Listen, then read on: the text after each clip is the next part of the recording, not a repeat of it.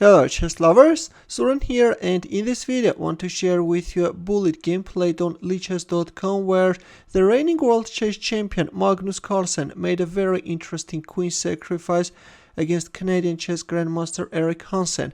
As this was a bullet game, we will just go quickly through the game and we'll concentrate mainly on the part where Carlsen makes a queen sacrifice.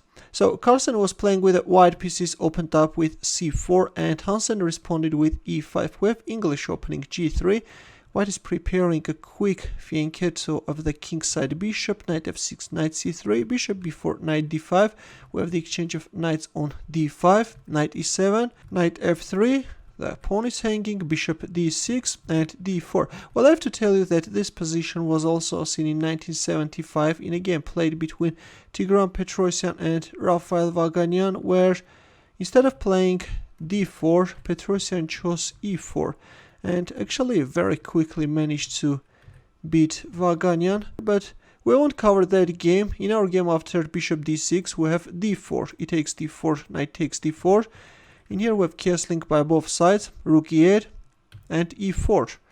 Yes, white established a pretty nice center, and if we have a look at the board, there are some problems to solve for black.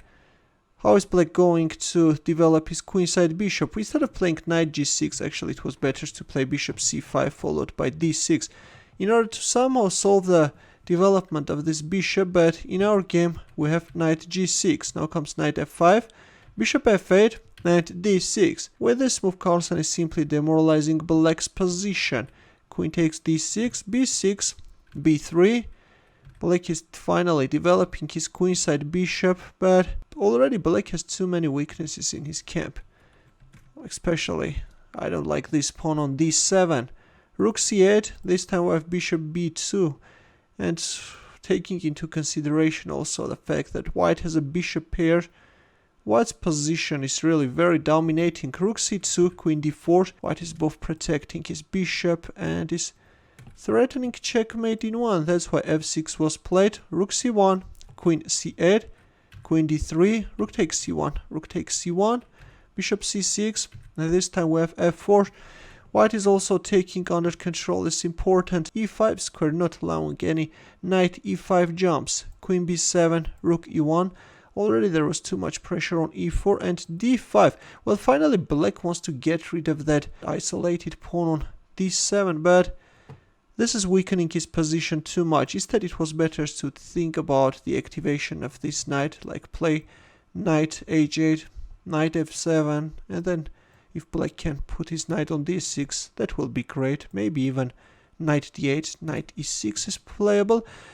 But in our game we have d5, here comes e5, f takes e5 and f5. Well, Carlsen is choosing a very risky line. Instead he could simply capture on e5, thus getting a passed pawn, but in our game we have f5, and the problem with this move is that after e4 you have to make a very bold decision, because a move like queen e3 can be met with knight e5 and black is even better. Look at this passed pawns on e and d files, and also black managed to activate his knight. That's why after e4 Carlsen actually understood that this is the critical moment, and instead of touching his queen he went for f takes g6. We have a queen sacrifice, but let's see where is white's compensation. Here we go, bishop takes d5 check. There is a back rank weakness and the bishop is untouchable. Once it's no longer protecting the rook, black king can get checkmated. After bishop takes d5 check, black actually played king h8, which is losing, and I have to tell you that king f8 is also losing because of this bishop a3 check, and very quickly white can win. And actually after bishop takes d5 check, the only move which allows black to maintain advantage is rook e6. If bishop takes e6 check, then already the bishop is moved away from the long diagonal. The e-pawn is blocked by the bishop, and black can simply play king h8. If rook f1, then bishop f3. If bishop g4, then d2, and after bishop takes f3, queen takes f3, rook takes f3, black queen appears on the board, and black has a huge advantage, though I have to tell you that winning this position requires some efforts. But in our game, after bishop takes d5 check, we have king h8, which is losing on the spot. Here Carlsen went for rook e8 check, and once the bishop leaves the long diagonal, black loses his queen. Bishop takes b7, d2, bishop f3, and after this desperate bishop c6 move, with which black tried to lure away white bishop and go for a pawn promotion, Carlsen played bishop d1 and black resigned. Well, if the queen were on g2, on h1, bishop c6 could actually win, right? But in our game the king is on g1 and bishop c6 is not venomous because of this simple bishop d1 move, and white can easily win. White has an extra bishop. Well, thanks for watching, dear chess lovers. Another interesting queen sacrifice performed by the reigning world chess champion. That was inaccurate, a tricky queen sacrifice, but Eric Hansen failed to find the most accurate defensive line. I am not sure, maybe he was already in a serious time trouble. After all, this is a bullet game, guys. Well, in the end, let's also solve a chess puzzle where the task is to find the winning move for white.